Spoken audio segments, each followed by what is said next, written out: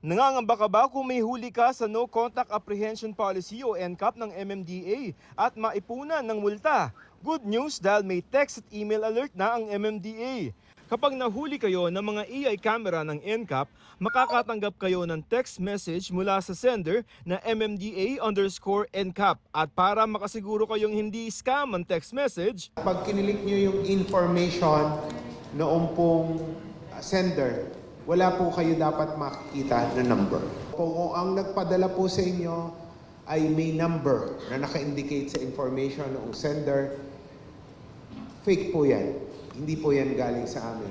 Secondly, wala po kayong makikita na link for payment doon po sa text na ipapadala namin. para naman sa email, manggagaling ito sa email address na ito. At ganito ang email na dapat nyong matanggap. Sa text alert, pwedeng minuto lamang ay malalaman nyo na agad kung meron kayong naging paglabag sa No Contact Apprehension Policy o NCAP ng MMDA. Pero syempre, dapat updated yung inyong phone number at email address sa LTMS o LTO portal. Maaari nyong i-update ang inyong record sa LTO sa website na ito. Ang mga huling ipinadala sa text pwedeng ma-verify sa May Huli Ka website kung saan pwedeng i-contest ang huli. Paano kung naibenta na ang inyong sasakyan pero sa inyo pa ring number nakarehistro ang sasakyan?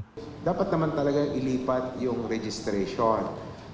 Ang drawback naman yan, pag hindi niya binayaran yung huli, pag nag-renew siya ng registration, hindi niya mai-register yun ng bago.